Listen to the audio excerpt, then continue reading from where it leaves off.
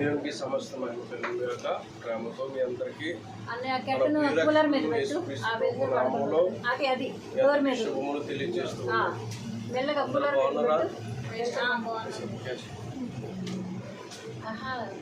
అందరూ బాగున్నారమ్మా? ఇక వదిలేయండి ఆయన్ని, ఓకే, ఆయన చూసుకుంటారు అమ్మా. కరెక్ట్, ఓకేనా? బయట ఎండ రాకుండా, బయట గలీజు కనిపించకుండా కూలర్ మీదకి మంచిగా మడిచి పెడితే వాక్యం అవన్నీ ఎలా ఉండండి, వెలుతురుగా ఉండొచ్చు. ఓకే, ఈరోజు దేవుని యొక్క కృపల గురించి మాట్లాడుకోవడానికి దేవుడు మనకు అవకాశం ఇచ్చాడు. దేనికోసం? కృప కోసం. కృప అంటే ఏంటి? కృప అంటే ఏంటి? వాక్యం వినటమే కాదు, తెలుసుకుని మీరు ఎదుటి వారికి సువార్త చేయాలని ఏం చెప్పాలా? ముందు విన్నదాన్ని తెలుసుకోవాలి. తెలుసుకోకపోతే వినేసి వెళ్ళిపోతే ఏం ప్రయోజనం వస్తుంది? ఏమైనా వస్తుందా? చెప్పుకోవడం అలాగా వెళ్ళిపోవాలి తప్ప ఏం ప్రయోజనం? కృప అంటే ఏంటి? కృప అంటే దేవుడు యేసుక్రీస్తు ప్రభువారు. ఎవరు? యేసుక్రీస్తు ప్రభువారే కృప. ఆయన కృపా సత్య సంపూర్ణుడిగా భూమి మీదకి వచ్చాడు, శరీరధారిగా. ఎలా వచ్చాడు?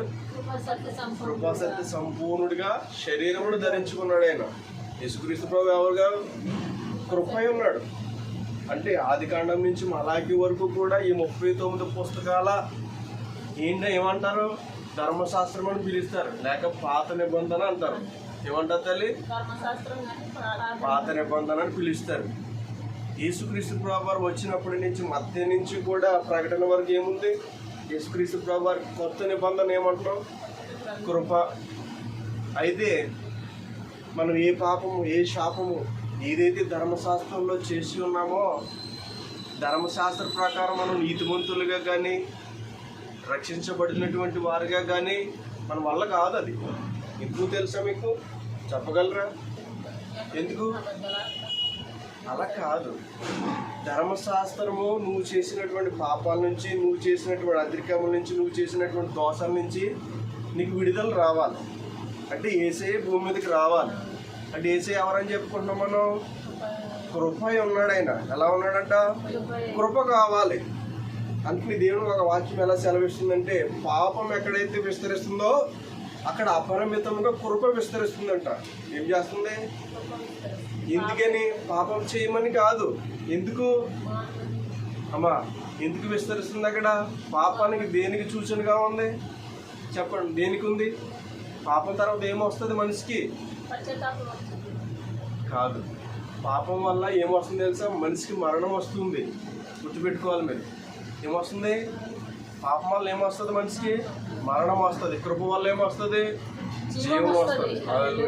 ఇప్పుడు అర్థమైంది మీకు? అర్థమైంది మీకు? ఎక్కడ ఎందుకు కృప విస్తరంగా ఎందుకు విస్తరించబడుతుందంటే, ఆ పాపంలో నుంచి నీ దేవుడు లాగుతూ ఉన్నాడు అనమాట. ఏం చేస్తూ ఉన్నాడు? మరణానికి వెళ్ళవలసినటువంటి నిన్ను ఏం చేస్తా ఉన్నాడు దేవుడు? తన యొక్క జీవంలోనికి లాక్కుంటున్నాడు. దీని ద్వారా, ఆయన యొక్క కృప ద్వారా నశించుకోవాల్సినటువంటి నిన్ను పాపం ఏం చేస్తూ ఉంది? లాక్కెళ్ళిపోతూ ఉంది. ఎక్కడికి? మరణానికి. ఏ విధమైన మరణం ఇది? రెండో విధమైనటువంటి మరణం ఇది. నేను వర్ణించలేనిది. ఆ బాధలు కానీ, ఆ శ్రమలు కానీ, ఆ వేదనలు కానీ ఏ వ్యక్తి కూడా దాని గురించి వివరించి చెప్పలేడు. అయ్యో, ఈ లోకంలో వచ్చేటువంటి మరణం గురించి మనం మాట్లాడలే. ఎందుకంటే అది నువ్వు నీతిమంతుడుకున్నా, అవినీతిమంతుడుకున్నా, భక్తిపరుడుకున్నా, భక్తిహీనుడుగా ఉన్నా కూడా ఆ మరణం అందరికీ కూడా వస్తుంది. పుట్టినవాడు గిట్టక తప్పదట. అంటే జన్మ మరణాలని మనం ఏమి కూడా చేయలేము. అయితే రెండో మరణం నుంచి తప్పించగలిగినటువంటి వాడు యేసుక్రీస్తు ప్రభు. మొదట మరణంగా అందరూ చనిపోవాలి. ఎందుకంటే నువ్వు మట్టి నుంచి, నేల మట్టి నుంచి నువ్వు తీయబడ్డావు కనుక తిరిగి అడిగేస్తావంట, నువ్వు మట్టి అయిపోతావు. నేను ఇచ్చినటువంటి ఆత్మ నా దగ్గరికి వస్తుందని దేవుని వాక్యం సెలవిస్తూ ఉంది. అందుకే దేవుని కృప విస్తరిస్తూ ఉంది. దేవునికి నువ్వు నశించకపోవడం దేవునికి ఇష్టం లేదు. నువ్వు తెలిసి చేసావో తెలియక చేసావో, ఏది ఎలా చేసినప్పటికీ కూడా ఆయన కృప నీ మీద ఉంది. ఈరోజు మనం గుర్తించాల్సినటువంటి విషయం ఏంటో తెలుసా? యేసయ్య కృప నా మీద ఉందా లేదా అనేటువంటి విషయాన్ని మనం తెలుసుకోవాలి. ఈరోజు ఎలా గుర్తించగలం? అనుకుంటావు నువ్వు. దేవుడి కృప నా మీద లేదేమో, నా బ్రతికి ఎలాగ అయిపోతుంది అని అనుకుంటావు. ఇది భ్రమపరుచుతున్నటువంటి ఆత్మ.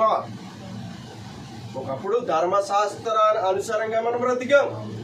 ధర్మశాస్త్రం నెరవేర్చడానికి నీకు కానీ నాకు కానీ వెల చెల్లించలేం దానికి. ఎందుకంటే నియమాలు, నిబంధనలు, కట్టడలు అంతా వెల ఉండేది. అందులో ఏంటంట, వ్యభిచార స్త్రీని రాళ్ళతో కొట్టి చంపేయాలి.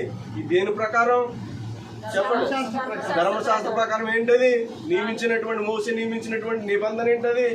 అట్లా చెయ్యాలి. కానీ యేసుక్రీస్తు ప్రభు వచ్చి వ్యభిచార స్త్రీని ఏమంటున్నారు అక్కడ? రాళ్ళతో కొట్టేటప్పుడు ఏమంటున్నాడు దేవుడు? మీలో ఎవడైతే పాపము చేయలేదో వాళ్ళు రాళ్ళు మొట్టమొదటిగా వేయండి అని అన్నప్పుడు ఒక్కళ్ళు కూడా రాయలే. ఎందుకని? వాళ్ళందరూ పాపం చేశారు కనుక ఆ రాళ్ళని కింద పడేసి వెళ్ళిపోయారు. యేసుక్రీస్తు ప్రభు ఏ పాపం లేని వాడై ఉండి కూడా అమ్మా అని పిలిచాడు. అదే కృప. ఆ వ్యభిచార స్త్రీ మీదకి ఏం వెళ్ళిపోయింది? కృప వెళ్ళిపోయింది. సావలసింది ఏమైపోయింది? జీవంలోనికి ప్రవేశించబడింది. పాపం నుంచి విడుదల. పాపం నుంచి అక్కడ తీసుకొచ్చాడు దేవుడు జీవంలోనికి. చనిపోవలసినటువంటి ఆ స్త్రీ జీవితంలోకి జీవాన్ని పోసి దేవుడు ఏం చేశాడు? రక్షించాడు. కృప వల్ల ఏమొస్తుంది? రక్షణ వస్తుంది. ఏమొస్తుంది? రక్షణ వస్తుంది. నువ్వు ఈ రోజు ఇక్కడ కూర్చున్నావంటే ఆయన కృప చేత రక్షించబడి ఇక్కడ కూర్చున్నావు. గుర్తుపెట్టుకో. ఉచితంగా దేవుడు నీకు రక్షణనిచ్చాడంటే సమస్తం నీకు కలిగింది అన్నిటిలో కూడా ఆయన కృప ఉందని నువ్వు నమ్మాలా. ఒకప్పుడు నువ్వు లోకంలో బ్రతికావు, ఒకప్పుడు నువ్వు లోకంలో జీవించావు. లోకంలో ఉన్నటువంటి శాస్త్రాలు కలిగి, లోకంలో ఉన్నటువంటి క్రియలు కలిగి, నియమాలు కలిగి, ఆచారాలు కలిగి నువ్వేం చేసావు? దేవుడికి దూరంగా జీవించావు. అయినా సరే ఆయన కృప నేను విడిచిపెట్టలే.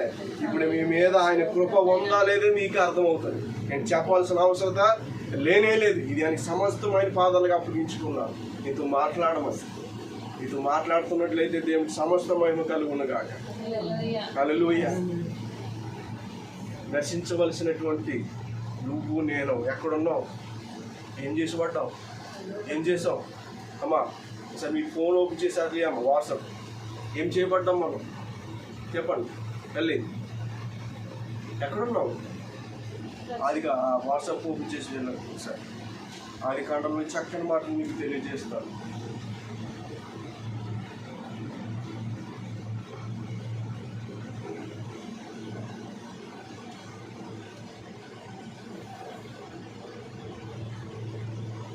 చూద్దాం. నిర్గమకాండంలో దేవుడు సెలవిస్తున్నాడంటే 15:13 నీవు విమోచించిన ఈ ప్రజలు నీ కృప చేత తోడుకొని నీ బలము చేత వారిని పరిశుద్ధాలయములకు నడిపించిదివి. ఎక్కడికంటే తల్లి ఎక్కడికి వచ్చాము? మనం విమోచించబడ్డామంట. ఏం చేయబడ్డాం? విమోచించబడినటువంటి ప్రజలము మనం. ఎవరో దేని చేత విమోచించబడ్డాం? దేవుని కృప చేత విమోచించబడ్డాం. అదే పాపమే. ఆ పాపంలో నుంచి మనం విమోచించబడ్డాం. విమోచన అంటే ఏంటి? పాపము, శాపము, దోషములో నుంచి విడుదల రావాలి. ఆ విడుదల ఎలాగో కలిగింది మనకి? ఆయన కృపను బట్టి కలిగింది. నీ గొప్పతనాన్ని బట్టి, నీకు ఉన్నటువంటి సిరి సంపదను బట్టి నీకేం కలగలే. ఎవరిని బట్టి? తన ఉచితమైన కృపను బట్టి ఏం కలిగింది? విమోచించబడ్డావు. ఎక్కడి నుంచి? లోకంలో నుంచి విమోచించబడ్డావు.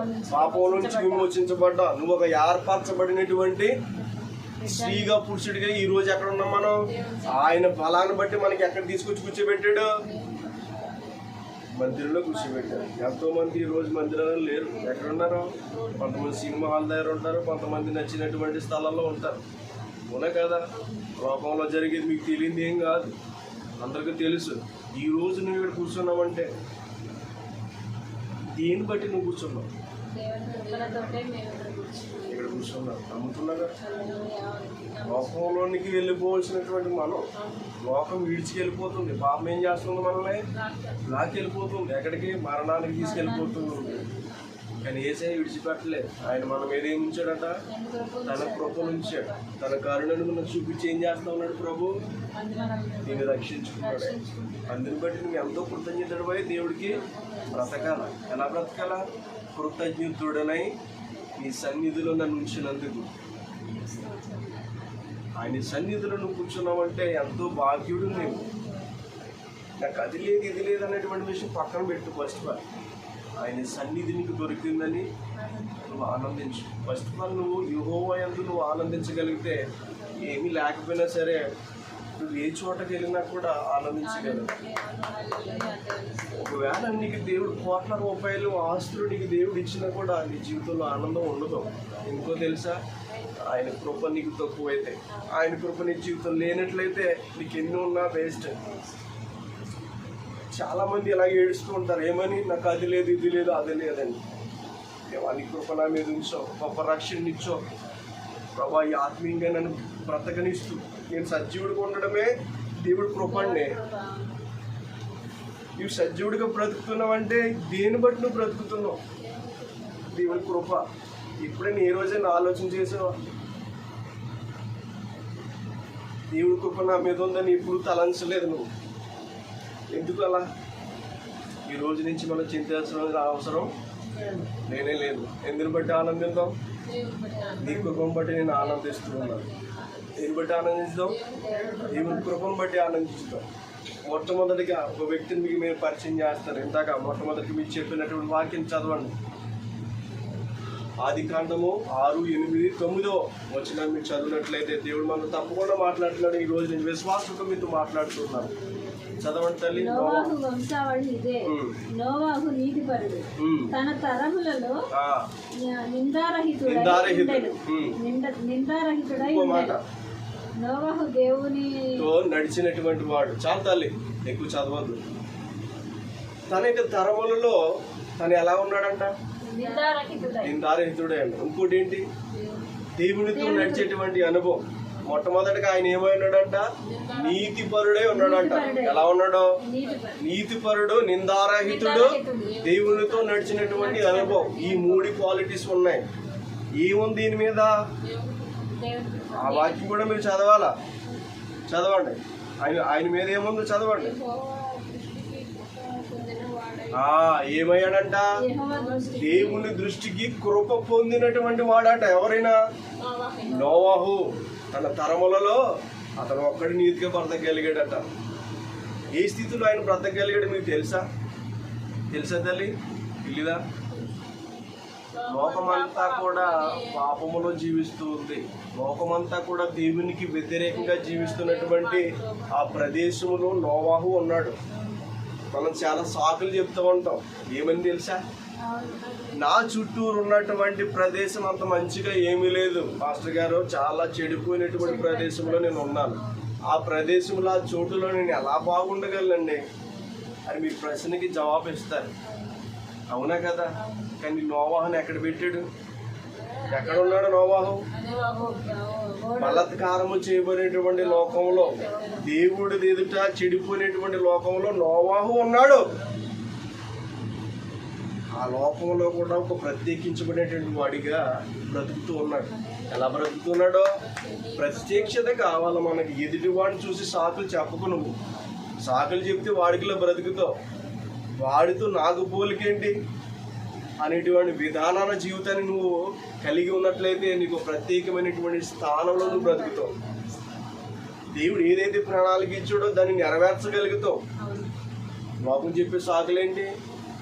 ఒకడు స్నేహం చేస్తూ ఉంటే వాడు చెడిపోయిన వాడైతే వాడు ఏం చేస్తాడు? మనకి చెడపోగొడతాడు. మనమే వాడు ఏం చేస్తాడు? ఒక 10 మందిని చెడుతాడు. 10 మంది 100 మందిని చెడుతాడు. ఒక నీతిమంతుడు నీవైతే నువ్వు 10 మందిని కాదు 100 మందినైనా దేవుని వైపు చెప్పగలవు. ఆ విధంగా నువ్వు ఆలోచించి. చెడిపోయినటువంటి లోకంలోనే మనం బ్రతుకుతున్నాం. మన ఈ లోకంలో చెడ్డవారు కనిపించట్లేదా? చెడిపోయిన వారు కనిపించట్లేదా? లోకం గురించి మీకు తెలీదా? అదే లోకంలో ఉండి ఆ నోవాహు ఎలా బ్రతికాడు తల్లి? నీతిమంతుడిగా బ్రతికాడు. ఎలా బ్రతికాడు? నీతిమంతుడిగా, నిందారహితుడిగా, దేవునితో నడిచినటువంటి వాడిగా. ఈరోజు నీ జీవితం, నా జీవితం అలా ఉందా? నీతిగా బ్రతకగలుగుతున్నామా? లోకాన్ని చూడొద్దు, నువ్వు మనుషుల్ని చూడొద్దు. మనుషుల్ని చూసినా, లోకాన్ని చూసినా, ఆ మనుషులు చేసేటువంటి క్రియలు నువ్వు చూసినా కూడా అవే నీ ఒంట్లోకి వచ్చేస్తాయి. చూడక వాళ్ళని. ప్రత్యేకించబడినటువంటి స్త్రీగా, పురుషుడిగా, దేవుని బిడ్డగా మనం ఏం చేయబడాలా? సమర్పణతో మన జీవితం ఉండాలి. అర్పణతో మనకి జీవితం ఉండాలి. అర్పించబడిన దాన్ని మనం వెనక్కి తీసుకుంటామా? తీసుకోలేము. ఎందుకంటే అది అర్పించబడింది కనుక అది విలువైందని గుర్తు చేస్తున్నాడు దేవుడి మాటతో. మన జీవితం ఏంటంట, విలువైనటువంటి మన జీవితాన్ని పాడు చేసుకోవడానికి దేవుడు ఇక్కడ ఉంచలేదు. ఈరోజు సేవ జరుగుతుందంటే అన్ని జనుల మధ్య దేవుడు ఇక్కడ దేవుని యొక్క సేవను దేవుడు చేస్తూ ఉన్నాడు. ఎందుకు? ఎవరైనా చేయగలిగారా? దేవుడు తనకు కృప ద్వారా ఇక్కడ నడిపించాడని నేనైతే నమ్ముతున్నాను. బిలీవ్ దట్, నేను బిలీవ్ చేస్తున్న ప్రభువుని. నీతిమంతుడిగా ఆ కాలంలో జీవించడం సాధ్యమేనంటారా? కానీ కాదు. అయితే నీతిమంతుడిగా జీవించినటువంటి నోవాహును మాత్రమే రక్షించలేదు దేవుడు. తన కుమారులు, 3 కుమారులు పోలండ్రలను తన కోసం ఒక ఓడను 3 స్టేర్లుగా దేవుడు నియమించాడు. ఏ కర్రతో ఓడను తయారు చేయాలో, ఎన్ని గదులు, ఏ కిటికీ ఎక్కడ పెట్టాలో, మరి ఏ విధమైన మగ జంతువుకు, మాడ జంతువుకు, ఎలా పక్షుల్ని ఏర్పాటు చేయాలో దేవుడు ప్రతిదీ తెలియజేసాడు నోవాహు. నీతి ఏం చేస్తుందో తెలుసా? రక్షణలో నడిపిస్తాడు. నీతిమంతుడు ఎక్కడికి వెళ్ళిపోతాడు? నీతిమంతుడు సింహం వల్లే ధైర్యంగా ఉంటాడట. ఎలా ఉంటాడో? నీకు నాకు నీతి ఉంటే ఎలా ఉంటాం మనం? ధైర్యంగా ఉంటాం. ఇది ఆయన చేస్తుందన్న భయం నీకు ఉండదు. ఎప్పుడు ఆ భరోసాను కలిగి ఉండగలుగుతాం? దేవుని యొక్క నీతిని మనం నీతిని కలిగి ఉండాలి. దేవుని నీతి ఉంటే కృప మన మీద ఉన్నదని అర్థం. నీతిని కలిగి ఉండాలి. నిందారహితుడిగా ఎవరైనా మన మీద నిందలు మోపుతూ ఉంటే దాన్ని పట్టించుకోవద్దు. నిందారహితుడిగా ఉన్నాడు. ఎలా ఉండాలి? నిందారహితుడిగా ఉండండి. అన్యాయంగా మీ మీద ఏ నిందలు వేసినా కూడా భరించండి. ఎందుకు? నేను నా ప్రభు ఎదుట నిందారహితుడిగా ఉండాలి. లోకాన్ని బట్టి నేను వాళ్ళని ఎదిరించవద్దు. కానీ ఎలా ఉందో ప్రభుని బట్టి నిందారహితుడిగా ఉన్నాం. దేవుడితో నడిచేటువంటి అనుభవం మనకు కావాలి. ఎలా కావాలా? దేవుడితో నడిచేటువంటి అనుభవం నోవాహుది. అలాంటి అనుభవమా? లోకంతో నడవద్దు, లోక మర్యాదలతో, ఆచారాలతో నడవద్దు. ఎలా నడుద్దాం మనం? దేవునితో నడిచేటువంటి అనుభవం మనకు కావాలి. ఈయన ఎవరట? దేవుని యొక్క కృప పొందినటువంటి వాడు. ఎవరైనా దేవుని యొక్క కృప పొందిన వాడు ఎలా ఉంటాడంట? నీతిపరుడుగా ఉంటాడు. ఎలా ఉంటాడు?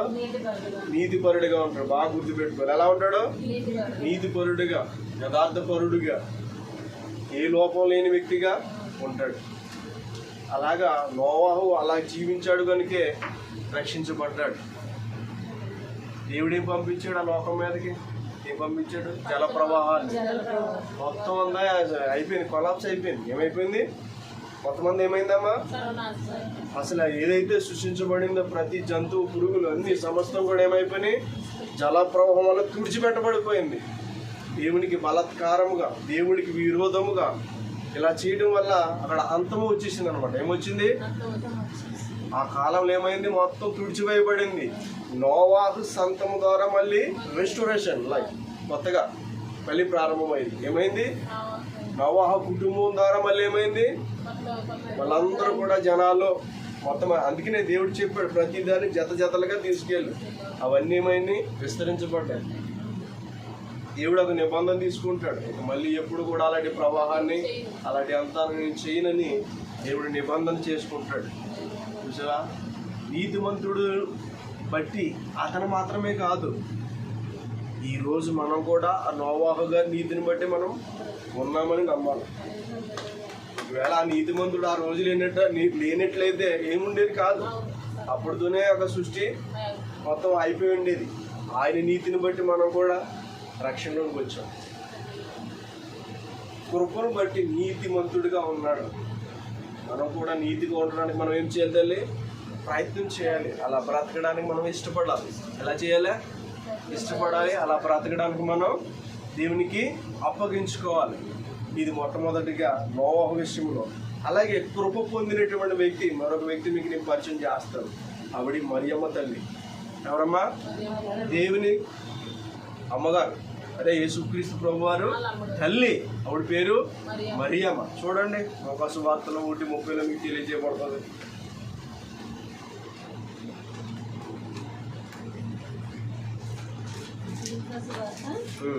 ఒకటి 30 చూడండి అమ్మ.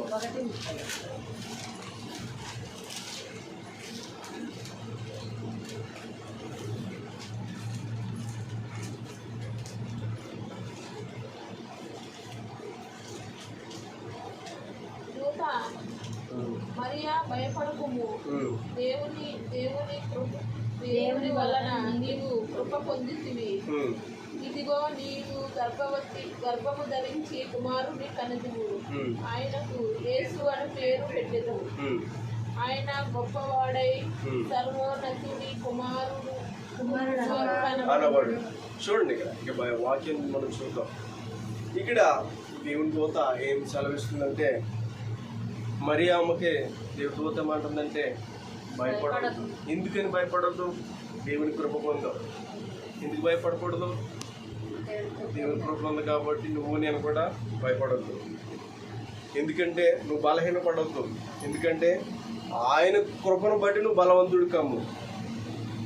ఆయనకు కృపను బట్టి నువ్వు ధైర్యం తెచ్చుకో. దేవుడు అదే చెప్తాడు. కానీ ఇక్కడ మరి అనేటువంటి తల్లికి దేవుడు తెలియజేస్తున్నటువంటిది ఏంటంటే, నీవు కృప పొందితివి. ఎందుకు భయపడుతున్నావు? ఆవిడ గర్భము ధరించారు. ఏం చేశారమ్మా? గర్భం ధరించారు. నీ ద్వారా లోకానికి క్రీస్తు వస్తున్నాడు, రక్షకుడు వస్తూ ఉన్నాడు. యేసు అనే మాటకు రక్షకుడు, క్రీస్తు అనే మాటకు అభిషక్తుడు అని అర్థము. అయితే మరియమ్మ లోకానికి ఏమి ఇవ్వబోతుంది? యేసుని ఇవ్వబోతుంది. ఏం చేస్తుంది? యేసుని ఎరుగున్నటువంటి మీ జీవితంలో, దేవుని కృప పొందిన మీ జీవితంలో ఆ రోజు మరియమ్మ తల్లి యేసుక్రీస్తుని ఇచ్చింది. ఎవరికే? మనందరికీ యేసుని ఇచ్చింది. కృప పొందినటువంటి వారు దేవుని పరిచయం చేయాలి. ఏం చేయాలి? దేవుని పరిచయం చేయాలి. కానీ ఆ రోజు ఆవిడ ఎందుకు భయపడుతుందంటే, ఆవిడ కన్నికగా ఉంది. ఎలా ఉంది తల్లి? యేసేపుకు ప్రదానము చేయబడింది. ఏం చేయబడింది? యేసేపు గారికి ప్రదానం చేయబడింది. అయితే ఆవిడ భయపడడానికి కొన్ని కారణాలు ఉండొచ్చు. ఎందుకంటే ప్రదానము చేయబడింది ఒకటి, ప్రదానము చేయబడిన తర్వాత వారికి వివాహము జరగలేదు. కన్యక గర్భము ధరించడం అది అసాధ్యకరమైనటువంటి విషయమే. ఇది లోక మర్యాద, మనకు తెలిసినటువంటి విషయమే. అయ్యో, నా తల్లిదండ్రులు, నా తోబుట్టులు, సమాజము ఏ రకంగా చూస్తుంది? ఒక గర్భిణి ధరించినటువంటి స్త్రీ దుఃఖపడుతుంది ఎక్కడైనా? ఎందుకు పడదు? ఆవిడ గర్భం ధరించింది కాబట్టి గంతులు వేస్తుంది. ఎందుకని? శుభవార్త. ఏం వార్త అది? శుభవార్త. ఎందుకు? చాలా మంది గర్భం లేక చాలా మంది ఏం చేస్తుంటారు? చాలా బాధపడుతుంటారు. చాలా గుడ్డిరాలు అంటుంది మొఖం చూస్తూ ఉంటే, మాకు చాలా కాలం అయిందయ్యా, చాలా సంవత్సరాలు అయిపోయినాయి, మా జీవితంలో ఏ విధమైనటువంటి పిల్లలు లేనటువంటి లేమి మా జీవితంలో కనిపిస్తూ ఉంది. మేము ఎంత హ్యాపీగా ఉన్నా, ఎంత సుఖంగా ఉన్నా కూడా పిల్లలు లేకపోతే అద్భుతమైనటువంటి మీకు తెలియదే ఏం కాదు. ఏదో విధమైనటువంటి బాధ ప్రతి ఒక్కరి జీవితంలో ఉంటారు. కానీ అక్కడ ఆవిడికి భయము, బాధ కలిగినప్పుడు దేవుడు సెలవిస్తున్నటువంటి మాట, మరియమ్మ నువ్వు ఎంత మాత్రమో భయపడొద్దు. ఎందుకంటే దేవుని కృప పొందినటువంటి దాని. ఎందుకంటే ఓ పక్కన తల్లిదండ్రులు ఎలాగ ఆలోచన చేస్తారో ఆ సమయంలో, నా ఇంటి వారు ఎలాగ ఆలోచన చేస్తారో, నా తోబుట్టులు ఎలాగ ఆలోచన చేస్తారో అనేటువంటి విషయం బట్టి ఆవిడ అలాగ అవుతుందంటారా? బహుశా అలాగ అవ్వచ్చు. అయ్యో, పక్కన ప్రదానం చేయబడింది యేసపుకి. నా భర్తగా అవబోతున్నటువంటి వాడు ఎలాగా ఆలోచన చేస్తాడో, అసలు ఈ కార్యం ఎలా జరిగిందో చుట్టుపక్కల వారికి, తన ఇరుగు పొరుగు వారికి, తన తోబుట్టు వారికి, తన బంధుమిత్రులకి ఎవరికి తెలియదు. ఈ విషయము దేవుడికి, ఆ మరియమ్మ తల్లికి తప్ప ఎవరికి తెలియదు. ఇందుని బట్టి ఆవిడ గర్భం కలిగిందట. దీన్ని బట్టి పరిశుద్ధాత్మ చేత ఆవిడ గర్భము ధరించింది. దేని చేత? పరిశుద్ధాత్మ చేత ఆవిడ గర్భము ధరించింది. అది పరిశుద్ధత వల్ల జరిగినటువంటి కార్యం. అది దేవుడు ఆ మరియమ్మ ద్వారా దేవుడు యేసుక్రీస్తు ప్రభువు లోకానికి రావాలనుకున్నారు. మరియమ్మకి ఏముందట? కృప ఉంది మరియమ్మ మీద. ఎంతోమంది కన్యకలు, ఎంతోమంది స్త్రీలు ఉండొచ్చు అక్కడ. కానీ ఆ కుటుంబంలో ఆ తల్లిని ఎంచుకోవడం దేవుడి కృప.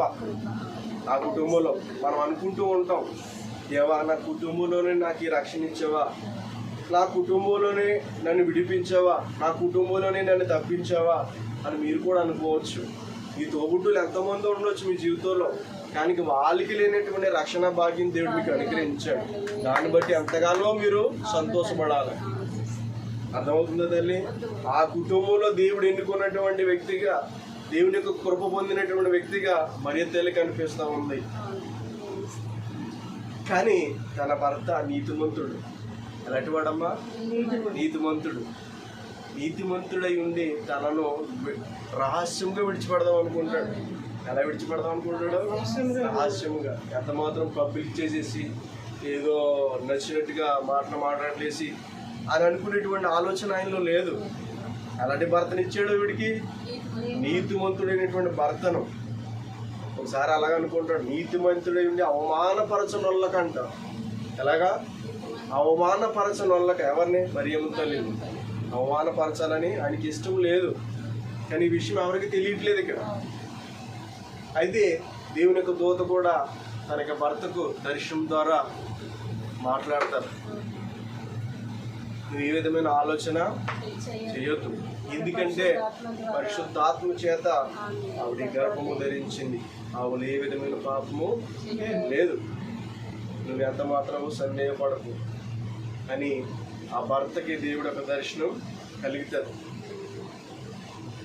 దేవుని కృప పొందినటువంటి వ్యక్తి యేసుక్రీస్తు ప్రభువుని ఏం చేస్తుంది? లోకానికి ఇస్తుందట.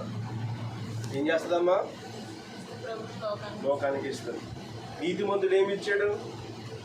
రక్షణ. ఏం చేశాడు? రక్షణ వచ్చింది. అక్కడ కృపధార ఏమొచ్చింది?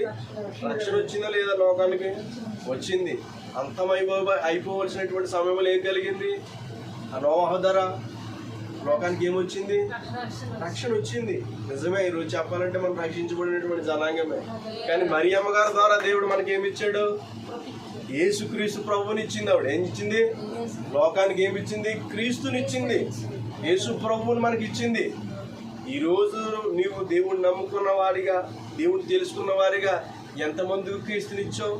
ఎంతమందికి యేసునిచ్చావు? నువ్వు నిజంగా ఇచ్చావా? ఏమివ్వలే. మనమే సరిగ్గా తెలుసుకోం. ఏసైని ఇంకా ఏమిస్తాం? ఎదుటి వాళ్ళకి ఇస్తామా? నిజంగా ఇవ్వగలం? ఏసైని ఇస్తామా? మరి ఎంత ఏమి ఇచ్చింది? లోక రక్షకుడిని ఇచ్చింది. దేన్ని బట్టి ఇచ్చింది? కృప పొందింది కాడికి ఇచ్చింది. నీవు నేను కృప పొంది కూడా ఇంకేమి ఎలా ఉన్నావు? ఏమీ ఇవ్వలేని వారిగా దేవుడి దగ్గర ఇంకా కావాలి కావాలని గుంజుకుంటూనే ఉన్నాం. ఇచ్చేవారిగా ఉన్నామా?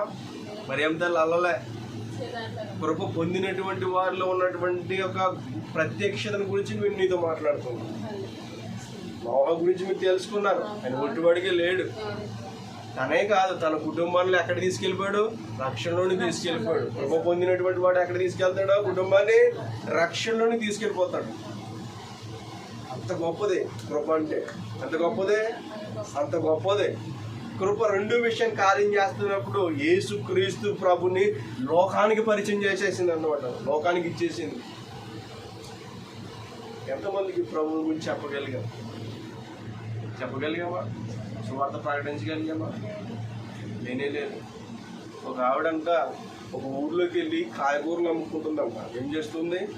కాయగూరలు కొంచెం ఇక్కడ ఎండి చేపలు కూడా తీసుకెళ్ళాను తనతో పాటు. ఏమంట? ఎండి చేపలు, గోంగూర, వంకాయలు తీసుకెళ్ళిందంట ఆ ఊరికి. ఏం చేసింది? ఎండి చేపలు, వంకాయలు, గోంగూర తీసుకెళ్ళిందంట. ఆ ఊరి ప్రాంతానికి వెళ్ళి ఆవిడ అరుస్తున్నటువంటి అరుపులు ఏంటో తెలుసా? గోంగూరే, ఎండి చేపలే, వంకాయలే అంటున్నదంట.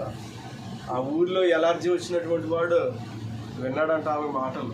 ఏమన్నాడంట? ఎలర్జీ, దురద వచ్చినటువంటి వ్యక్తి ఆ మాటలు విని వాడు ఏం చేస్తా ఉన్నాడంట? ఓ అమ్మా, నువ్వు ఎక్కడికి వచ్చి గోంగూర, ఎండి చేపలు, వంకాయలు అని పిలవాలా? ఇక్కడి నుంచి వెళ్ళిపో. వాడికి ఒళ్ళు మండి ఇలా మాట్లాడుతున్నాడు. ఏమని? ఇక్కడి నుంచి అని. ఎందుకు? వాడికి పడవ కాబట్టి. అప్పుడు ఆమె ఒట్టిగా వెళ్ళిపోతుందా? ఏమంటది ఆవిడ? అలా చెప్పదే. ఏమంటది తెలుసా? నీకు పడకపోతే నువ్వు తీసుకోకయ్యా. ఏంటంట? నీకు పడకపోతే నువ్వు కొనుక్కోకో. నేను కొనుక్కోమని నేను బలవంతం చేశానా?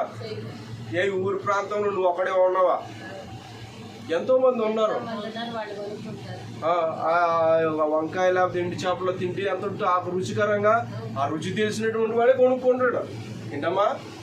ఆ రుచి తెలిసినటువంటి వాడే కొనుక్కుంటాను. నేనేమి బలవంతం పెట్టలేదు కదా అని ఆవిడ ఏం చేస్తుంది, తిరిగి మనకి చెప్తుంది. ఏం చేస్తుంది, తిరిగి చెప్తుంది. అలా చెప్పినప్పుడు ఆవిడ అనేటువంటి మాట ఏంటి, ఏమంటుంది అక్కడ, కొనుక్కునేవారే కొనుక్కుంటారు, దాని రుచి తెలిసినటువంటి వారే కొనుక్కుంటారు, వాళ్ళు పడే వాళ్ళే కొనుక్కుంటారు. ఈరోజు నువ్వు నేను కూడా యేసుక్రీస్తు ప్రభువారు వినేవారు కూడా ఉంటారు, వాళ్ళకి నువ్వు చెప్పు. ఇది ఎందుకు మాదిరిగా నేను చెప్పానంటే, ఎలాగైతే వాడికి పడదో వాడొక్కడే కొనుక్కోవడం మానేస్తాడు. ఒకవేళ దేవుని సువార్త ఎవరికైతే అది వాడికి పట్టలేదో వాడు వెళ్ళిపోతాడు. వినేవాడికి చెప్పు. ఏం చేయాలి, వినేవాళ్ళకి చెప్పండి. మనం అక్కడి నుంచి ఆ విచారంలోకి వెళ్ళొద్దు.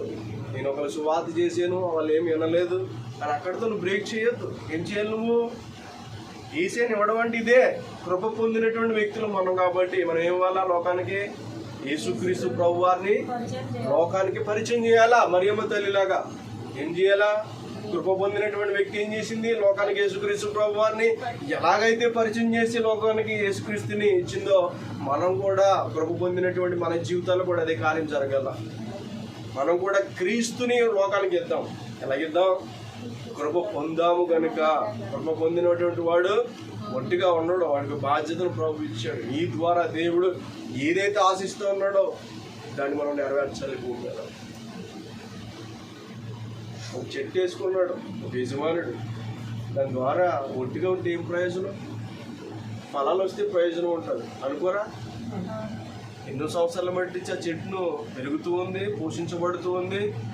ఆ చూడడానికి అది చూస్తుంటే ఎలా ఉంది, చాలా మంచిగా పుష్టికరంగానే కనిపిస్తుంది. ఆ చెట్టుకి ఏముండవు, పండ్లు ఉండవు. మీకు ఏమనిపిస్తుంది పండ్లు లేకపోతే? అంటే మీరు చూడట్లేదు, ఆ చెట్టుని పోషించట్లేదా? పోషిస్తున్నాం, కానీ ఎందుకు అది అలా ఉంటుంది చెప్పండి. దానివల్ల మీకు ఏమైనా ప్రయోజనం ఉంటుందా? ఒక చెట్టు గురించి నువ్వు అంత చింతిస్తున్నట్లయితే, దాన్ని అంతగా పట్టించుకున్నట్లయితే, దేవుడు తన కృపనిచ్చి మనల్ని కాపాడుతున్నప్పుడు ఏ విధంగా ప్రభుకు ఉపయోగపడుతున్నాం మనం? తల్లి, ఏ విధంగా ఉపయోగపడుతున్నాం మనం? అంటే నిన్ను రక్షించిందెందుకు? మరొకరు నిన్ను రక్షించడం కొరకే. ఆ పని కూడా మనం చేయలేకపోతే ఎలా? క్రీస్తుని మనం ప్రకటించగలుగుతున్నాం అలాగా? లేనే లేదు. మరి అంత అలాగా నాకు వద్దు ప్రభువా, నేను ఎలా చేయను ప్రభువా, అవమానపరచబడిపోతానేమో అని ఏం చెప్పలే. ఎందుకోసం? నీ కోసం ఏదైనా సరే నేను భరిస్తాను. నా బంధువులు ఏమన్నా, నా ఇరుగు పొరుగు వారు ఏమన్నా కూడా నేను సహిస్తా. ఎందుకు?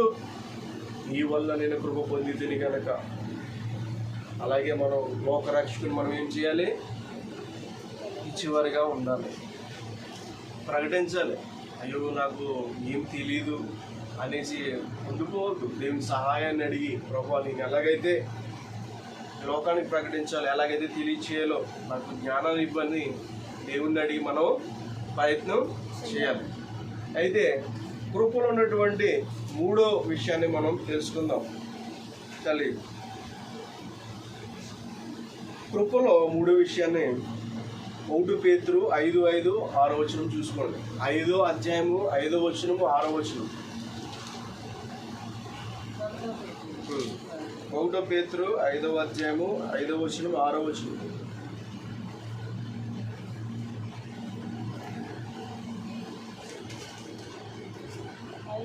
చిన్నపిల్లలారా, 5వ అధ్యాయము 5వ వచనం 6వ వచనం. అది చిన్నపిల్లలారా, మీరు పెద్దలకు లోబడి ఉండుడి. మీరందరూ ఎదుటి వారి ఎడల దీన మనస్సు అను వస్త్రమును ధరించుకొని మిమ్మల్ని అలంకరించుకొనుడి. దేవుడు అహంకారులను ఎదిరించి దీనులకు కృప అనుగ్రహించును. దేవుడు తగిన సమయమందు మిమ్మల్ని హెచ్చించినట్లు ఆయన బలిష్టమైన చేతి క్రింద దీన మనస్కులై ఉండుడి. ఆయన చదవబడినటువంటి వాక్యము ఇక్కడ ఏంటంటే, దేవుడు కృపను మనం పొందాలంటే ఎలాంటి మనసు కావాలట? దీన మనస్కులై ఉండాలట. కానీ అక్కడ పైన చెప్పబడినటువంటి మాట ఏంటమ్మా? ఎవరిని ఎదిరిస్తారట? సరే చూడండి, ఎవరిని? అహంకారులనే. చదవండి అన్నమాట. అహంకారులను ఎదిరించి దీనులకు కృప అనుగ్రహించును. ఎవరికి అనుగ్రహిస్తాడంట? అహంకారులను ఎదిరిస్తాడంట. ఏం చేస్తాడంట? అహంకారులు ఎదిరించి ఎవరికి ఇస్తాడంట కృపనే? దీన మనస్కులై మనం ఉండాలంటే అలాంటి వస్త్రము మనం ధరించాలట. ఎలాంటి వస్త్రము? దీన మనస్సు కలిగినటువంటి మనస్సును మనం కలిగి ఉన్నట్లయితే దేవుని కృపను మనం పొందుకుంటాం. మన మనసు ఎలా ఉండాలట? దీన మనస్సుగా మారిపోవాల. అహంకారం అనేటువంటి మనస్సు, దేవునికి నచ్చలేనటువంటి మనసు మన జీవితంలో ఉండకూడదు. దేవుని యొక్క కృపను దూరం చేసేటువంటి మనసు మన జీవితంలో ఉన్నట్లయితే దేవుని కృపను మనం పొందుకోలేము. ఎందుకని? దేవునికి నచ్చని మనసు అది, దేవునికి ఇష్టమయ్యేటువంటి మనసు అది కానే కాదు. అహంకారము, డంబము ఇవన్నీ కూడా దేవునికి నచ్చే విధంగా ఉండవు. ఎలాంటి మనసును దేవుడు మనల్ని మన యొక్క నుంచి కోరుకుంటున్నాడో? దీన మనసు. ఎప్పుడు వస్తుంది దీన మనసు? మనకి ఉన్న స్థితిలో ఉన్నప్పుడు దీన మనసు వస్తుందా? ఎందుకని? ఎందుకు రాదు? అన్నీ ఉన్నాయనేటువంటి అహంకారం మన జీవితంలో ఏలుబడి చేస్తుంది. ఏం చేస్తుంది అంటే దేవునికి దీనివల్ల ఏమవుతుంది అంటే దేవుని కృపకు మనం ఏమైపోతున్నాం? దూరం అయిపోతున్నాం. జాగ్రత్త. ఏమైపోతున్నాం? దేవుని కృపను పొందుకోలేక మనం ఏమైపోతాం? అప్పుడు అహంకారానికి దగ్గర అయిపోతే ఆ కృప ఏమైపోద్ది? ఇక్కడ ఏమన్నాడు? అహంకారాలు దేవుడు ఏం చేస్తాడంట? ఎదురించి ఏమైపోతుంది? దీన మనస్సు కలిగినటువంటి వారి మీదకి వెళ్ళిపోతుందట. అంటే దేవుని కృపను పోగొట్టుకునేటువంటి ఈ అహంకారమైనటువంటి మనస్సును మన జీవితంలో ఉంచుకోవద్దు. ఎవరు పోగొట్టుకున్నారు దేవుని కృపను? అహంకారులు. అంటే అహంకారులు ఎవరో అనేటువంటి ఆలోచన చేయొద్దు. మన జీవితంలో అలాంటి అహంకారం అనేటువంటి మనస్సు మనలో లేకుండా దేవుని ఎదుట చూసుకునే వారుగా మనం ఉండాలి. ఒకవేళ దేవుని కృప మన మీద నుంచి దూరం ఎవరు చేసుకుంటారో? దేవుడా మనమా? మనమే చేసుకుంటాం. దేవుని కృప నిన్ను విడిచిపెట్టి పోవాలని ఎప్పుడు అనుకోదు. గుర్తుపెట్టుకోండి. దేవుని కృప నీకు దూరంగా ఉండాలని ఎప్పుడూ అనుకోదు. ఎందుకని? ఒకప్పుడు నువ్వు పాపం చేస్తున్నప్పుడే ఏం చేసింది ఆ కృప? ఆ పాపం నుంచి విడిచిపెట్టి తెచ్చుకుంది ఆ కృప. మరి ఈ రోజు నీకు దూరం అవ్వాలని ఎందుకు అనుకుంటుంది? నీకు అర్థమవుతుందా? ఎందుకు అనుకుంటుంది దేవుని కృప దూరం అయిపోవాలని? అహంకారం అనేటువంటిది మన జీవితంలో ప్రవేశించిందేమో అని మనం జాగ్రత్తగా చూసుకోవాలి. కృపకు దూరం అవ్వద్దు. దేనికి దూరం అవ్వకూడదు? దేవునికి కృపకు దూరం అవ్వద్దు. ఎవరికైనా నువ్వు దూరంగా ఉండొచ్చు, కానీ ప్రభు యొక్క కృపకు దూరంగా ఉండొద్దు. కృపకు దూరం అయితే మనం బ్రతకలేము. దేవుని కృప లేకపోయినా, దేవుని సహాయం లేకపోయినా మనకి ఎక్కడి నుంచి కూడా ఏ సహాయం వచ్చినా కూడా దేవుని సహాయం ఉన్నది చాలా తక్కువైంది. అది అమ్మా, ఒక భోజనం చేసేవాడు 2 ముద్దలు తినేసి ఎట్లా వెళ్ళిపోతే ఎలా ఉంటుంది? వాడికి ఎట్లా ఉంటుంది? కడుపు నిండుతుందా? ఎట్లా ఉంటుంది? ఆకలి ఇస్తూనే ఉంటుంది. అలాగా దేవుని కృప లేకపోతే అలాగే ఉంటుంది మన జీవితంలో. దేవుని కృప మన జీవితంలో ఒకప్పుడు మనం దరిద్రతలో ఉండిన నాడు, దరిద్రతలో జీవించిన నాడు ఆయన కృప ఏం చేసింది? మన ఐశ్వర్యవంతుల వాళ్ళుగా చేసింది. దేవునికి పాత్రులుగా దేవుని కృప చేసింది. ఒకప్పుడు ఎలాగ బ్రతికాం మనం? అదే జీవితాన్ని ఈ రోజు జీవించగలుగుతున్నామా? నేనే లేదు. అదే పేదరికం ఈ రోజు నీ జీవితంలో కనిపిస్తా ఉందా? కానీ ఈ రోజు నువ్వు ఎలా ఉన్నావు? ఒకరు పెట్టేవారుగా దేవుడు నిన్ను చేశాడు. ఎలా చేశాడు దేవుడు? ఒకరు చూసేవారుగానే దేవుడు నిన్ను చేశాడు. ఒకరికి ఒక పూట భోజనం పెట్టేవాడిగా దేవుడు నిన్ను ఉంచలేదా? ఈ దేని బట్టి? ఆయన కృపను బట్టి నువ్వు ఈ స్థితిలో ఉన్నావు. నేను ఏ స్థితిలో ఉన్నా కూడా నా దేవుని కృప నా మీద ఉంది కనుకే నా స్థితులు మారాయి, నా గతులు మారాయి, నా పరిస్థితులు మారాయి, నా జీవిత విధానం మారింది, నా మాట మారింది, నా ఆలోచన మారింది, నా తలంపులు మారాయి. ఇవన్నీ దేని బట్టి నీ జీవితంలో జరిగాయి? అనుక్షణము నిన్ను వెంబడిస్తున్నటువంటి దేవుని కృప. నేను వెంబడిస్తూ ఉంది ఆయన కృప. నువ్వు ఎక్కడికి వెళ్తే అక్కడికి వస్తూనే ఉంది ఆయన కృప. నువ్వు పని చేసే చోట్ల ఆయన కృప నీ మీద ఉంది. నువ్వు మాట్లాడుతున్న ప్రతి మాటలో దేవునికి సహాయం చేస్తాడు. ఒకవేళ తొందరగా మాట్లాడినా కూడా ఆయన రీకలెక్షన్ చేస్తాడు. నువ్వు మాట్లాడిన తప్పు ఆయన కృప ఏం చేస్తుంది? మాట్లాడిన తప్పు నువ్వు సరి చేసుకో. ఆయన కృప కూడా నీకు సలహాలు ఇస్తూ ఉంటుంది.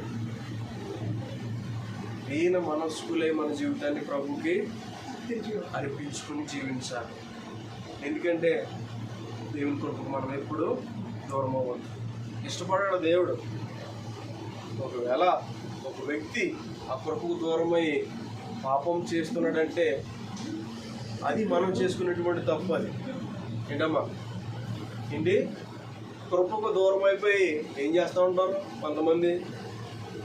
ఒక వాక్యం మాకు గుర్తు వస్తుంది. ఏం చేశాడంట? యాకోబు అన్నగారు జ్యేష్ఠుడు, పెద్ద కుమారుడు ఏం చేసాడో తెలుసా? చెప్తాను. ఏం చేశాడు తెలుసా?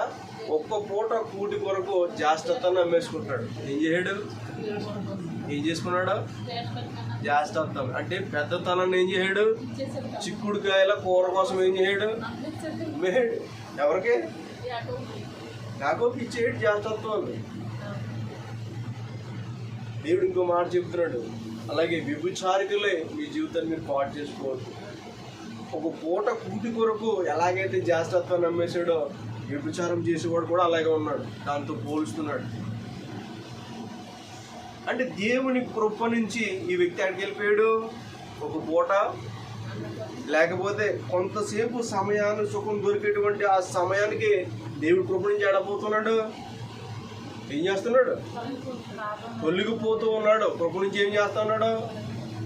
కృప ఈయన్ని విడిచిపెట్టి వెళ్ళట్లే. ఏం చేస్తూ ఉన్నాడు? కృపని వదిలేసుకొని వచ్చి పాపం చేస్తా ఉన్నాడు. ఏం చేస్తా ఉన్నాడు? కృపను కాదని వచ్చి పాపం చేస్తూ ఉన్నాడు. కృపను కాదని శాపాన్ని తెచ్చిపెట్టుకుంటూ ఉన్నాడు. కృపను కాదని ఇరుకుల్లో పడిపోతూ ఉన్నాడు. కృపను కాదని ఏం చేస్తూ ఉన్నాడు? ఇబ్బందులు ఇరుకుల్లో పడిపోతూ ఉన్నాడు.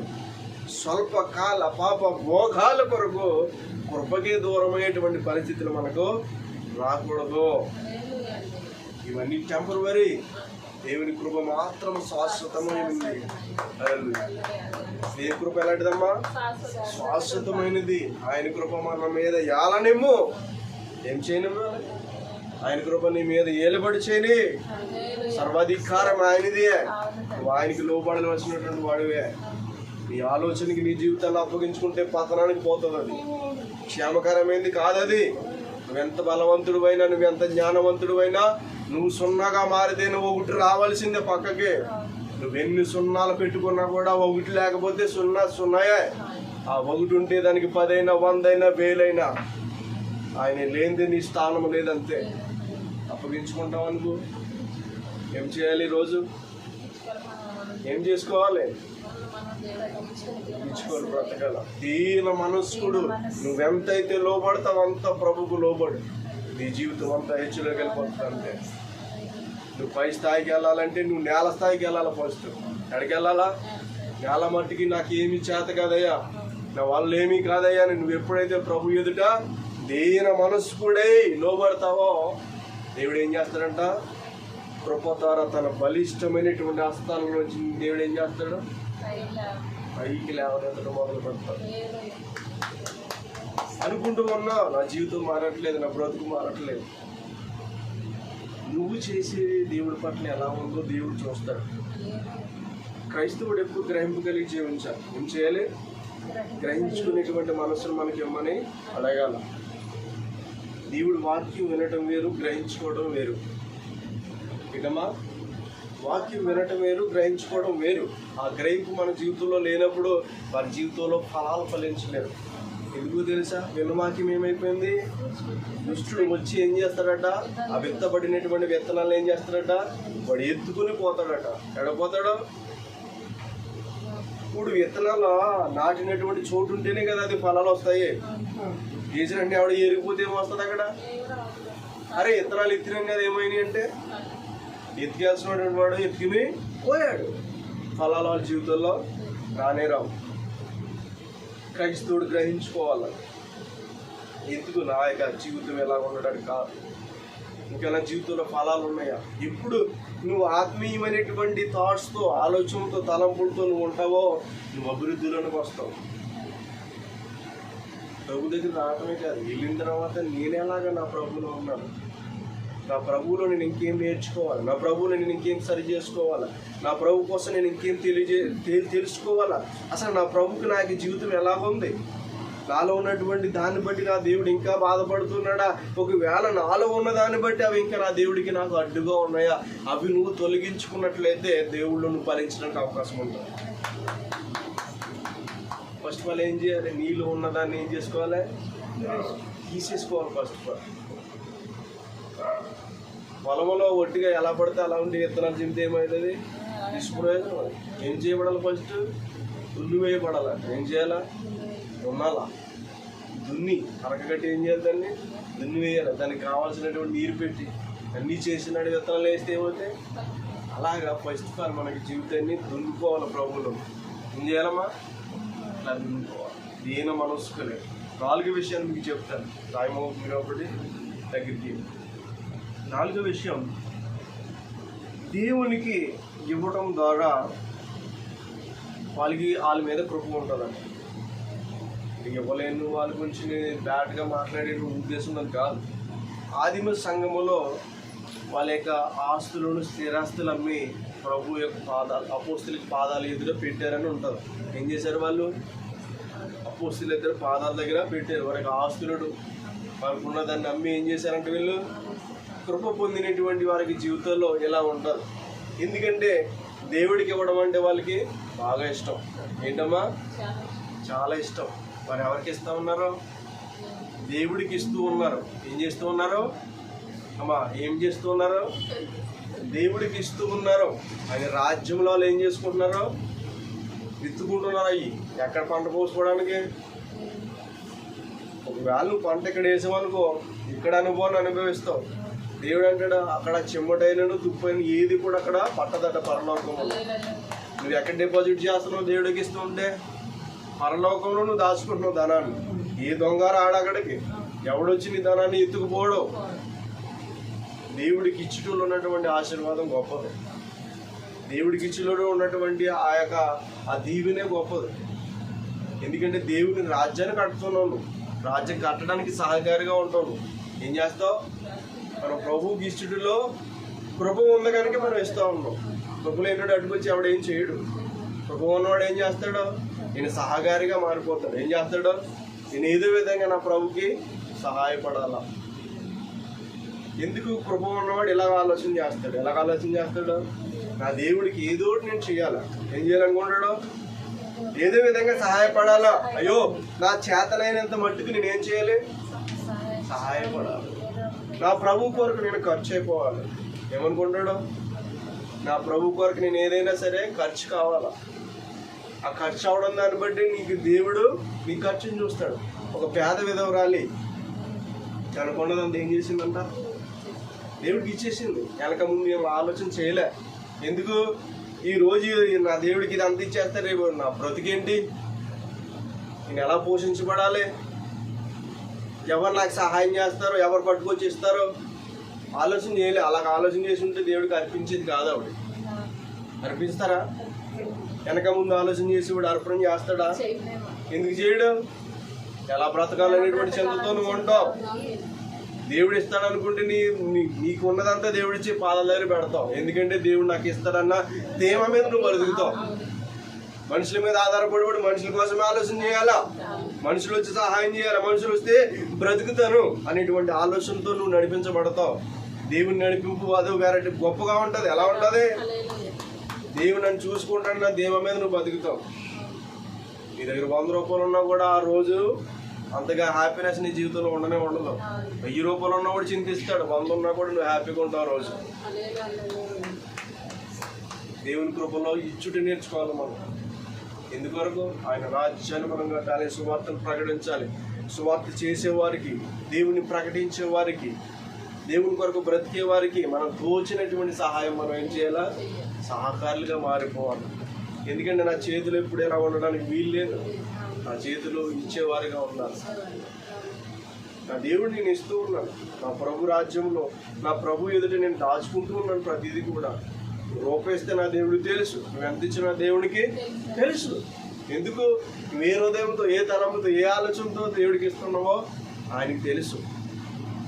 ఈవిడంతగా అంటాడు, నీ తలపు పుట్టుక మునుపు నాకు తెలుసు బాబు. నేను పడుకుండుట, నిలుచుండుట, నీ తలపు పుట్టము అంటే నీ ఆలోచన రాకమునిపై నాకు తెలుసు. ఆయనకి నువ్వు ఏది దాయలేవు, ఏది కూడా కప్పెట్టలేవు. దేవుని ముందు నీకన్నీ అడ్డుగోడలే కనిపించవచ్చు, ఎవరు చూడలేదని నీకు అనిపించవచ్చు. నీ రహస్య జీవితం కూడా నా ప్రభుకు తెలుసు. ఒక రోజు నా ప్రభుకి లెక్క అప్పగించాలనేటువంటి భయంతో బ్రతుకు. కృప ఉండగా భయంతో బ్రతుకు. కృప ఉండగా దాన్ని నీ ఇష్టానుసారంగా నువ్వు బ్రతికేస్తే దానికి అర్థం లేదు. కృపను వ్యర్థంగా చేయొద్దు. ఏం చేయొద్దు? వ్యర్థపరచుకోవద్దు. కృపను విడిచిపెట్టి వెళ్ళొద్దు. నువ్వు కృప దగ్గరగా ఉంటే నీ జీవితం అద్భుతం. అంతే. కృప నీ మీద ఉన్నంత వరకు, అంతం వరకు కూడా కాపాడుకుందాం. బ్రతుకుని ఏం చేద్దాం?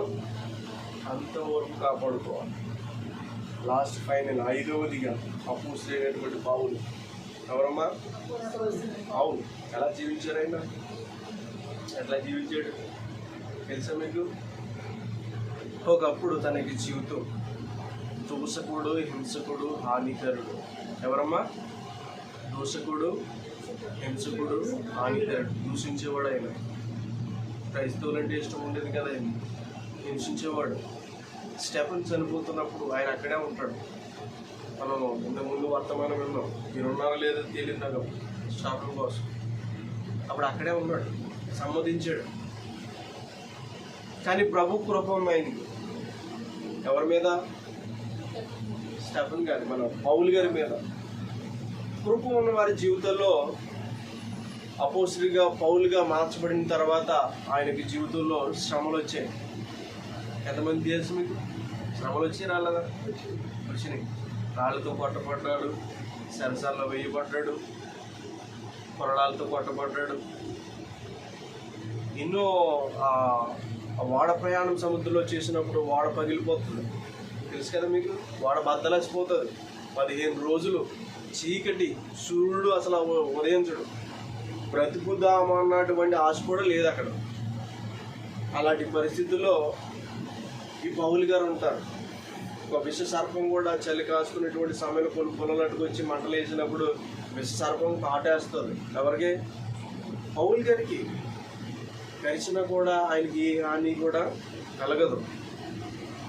కానీ తనకి జీవితంలో ఒక ముళ్ళుని దేవుడు పెట్టాడు. ఎవరి జీవితంలో? పౌలు గారికి జీవితంలో ఏం పెట్టాడు? ముళ్ళు పెట్టాడు. దాని గురించి ముమ్మారు ప్రార్థన చేశాడు. ఏం చేశాడు?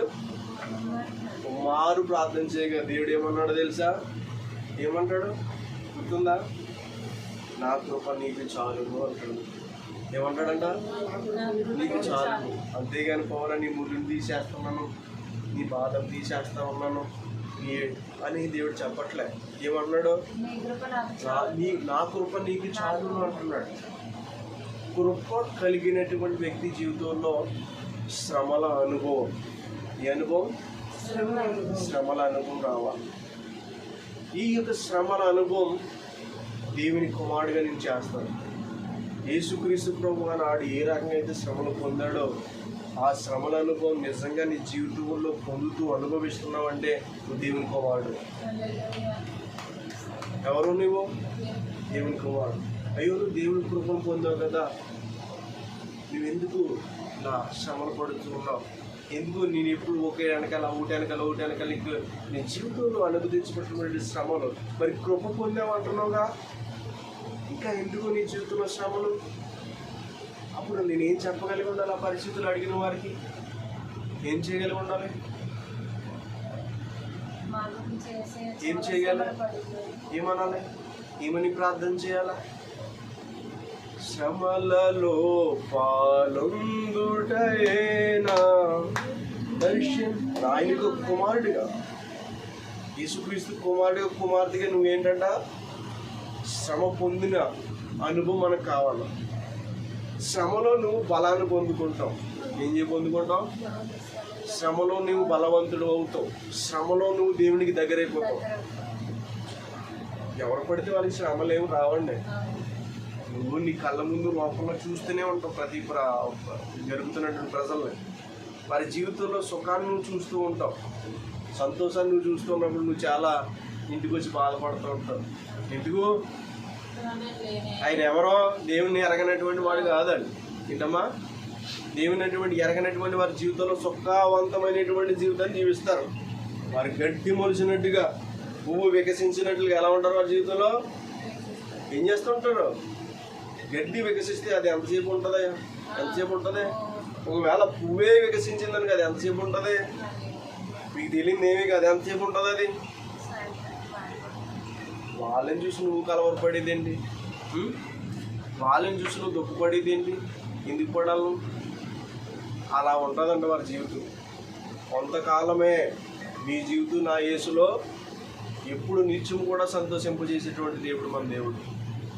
ఆయన కృప ద్వారా శ్రమ అనుభవాలు ఏదైతే మనకు దేవుడు అనుమతించాడో ఆ శ్రమ అనుభవాన్ని బట్టి దేవుడికి దగ్గర అవ్వాలి మనం. ఎందుకు? కృప పొందితిమి గనక. ఏంటమ్మా? కృప పొందినటువంటి వారికి జీవితంలో ఏమొస్తాయి? ఏమి అనుమతించబడతాయి? శ్రమలు వస్తాయి. శ్రమ నుంచి దేవుడికి దూరం చేయాలని కాదు, ఏం చేయాలని? దేవుడికి నిన్ను దగ్గర చేసుకోవాలనుకుంటాడు. ఏం చేసుకోవాలనుకుంటాడు?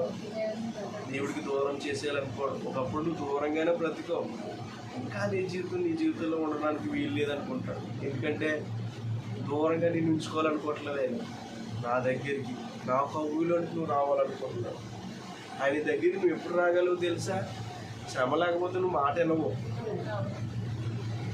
పెద్దమాడపోతే బిడ్డలు కూడా దారిలోకి రారు. నరకానికి పోకుండాన్నట్లు ఏం చేయాలంట? దత్తం ఆడు నీ కుమారుడికి అంటాడు దేవుడు. ఒకవేళ నీ జీవితంలో శ్రమ అనేటువంటిది అనుభవం నీ జీవితంలోకి అనుమతించబడలేదనుకో, నువ్వు ఎక్కడ పోతావు? నువ్వు మాట వింటావా? అన్నీ ఉంటే నువ్వు మాట వింటావా? ఎందుకేనో? అన్నీ ఉన్నాయి కదా. అంటే దేవుడు ఎలా దారిలో నిన్ను తెచ్చుకోవాలో దేవుడు బాగా తెలుసు. ఇసుకిచ్చేందుకు దేవుడి మీద ఎప్పుడు కోపపడొద్దు, సనగొద్దు, దేవుని ప్రశ్న అడగొద్దు. దయచేసి ఏం చేయొద్దు? ప్రశ్న వేయకు. ఇది ఎందుకని అడగను. దేవాని కృపలేమోవా అని అడుగు. ఎవరు అడుగుతావు? కృపలేమోవా అని అడుగు. యోబు ఏం చేశాడు? ప్రశ్న వేసాడా? ఎందుకయ్యేది? నేను ఏ తప్పు చేశానయ్యా, నేను ఏ పాపం చేశానయ్యా అని అడిగాడా? చూసారా? అలా మన జీవితాలు జీవించాలి. ప్రశ్న వేసేవారుగా ఉండొద్దు మనం. ఆయనకి జవాబిస్తే మనకు అదేవరా వేరుగా ఉంటుంది. తప్పు మన దగ్గరే ఉంటుంది, దేవుడి దగ్గర ఎప్పుడూ ఉండదు.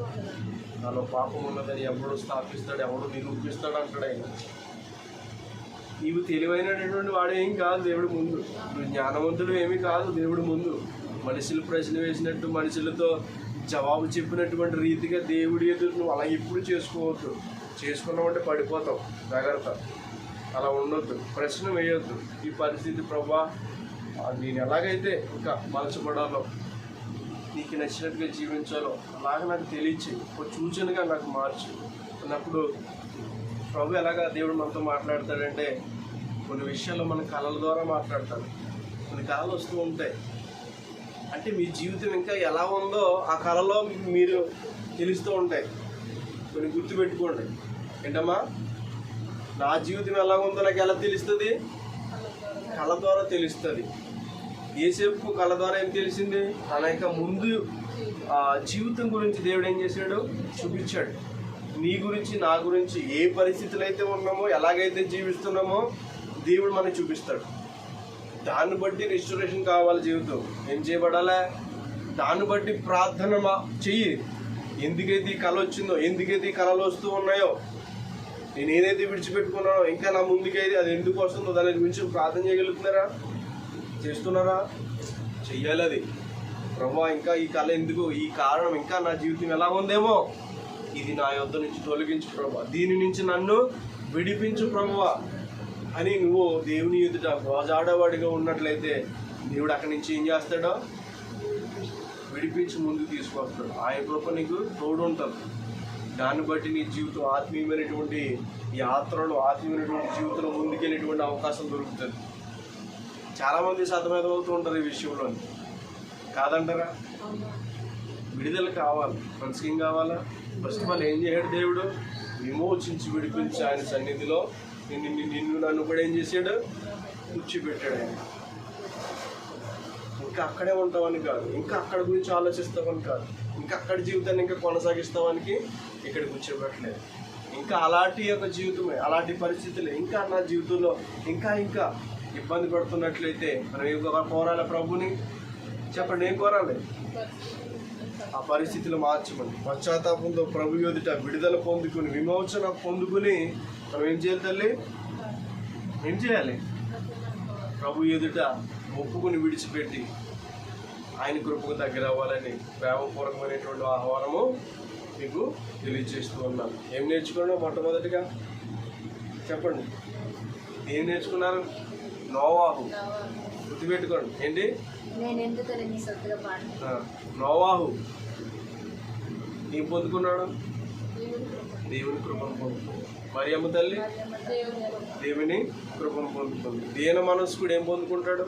మూడోది దేవుని కృపను పొందుకుంటాడు. ఇచ్చేవాడు దేవుని కృపను పొందుకుంటాడు. అపోజిట్ పౌలు గారు ఎన్ని మాటలు మనం ధ్యానం చేసుకున్నాం? 5 మాటలు గుర్తుపెట్టుకుంటాం.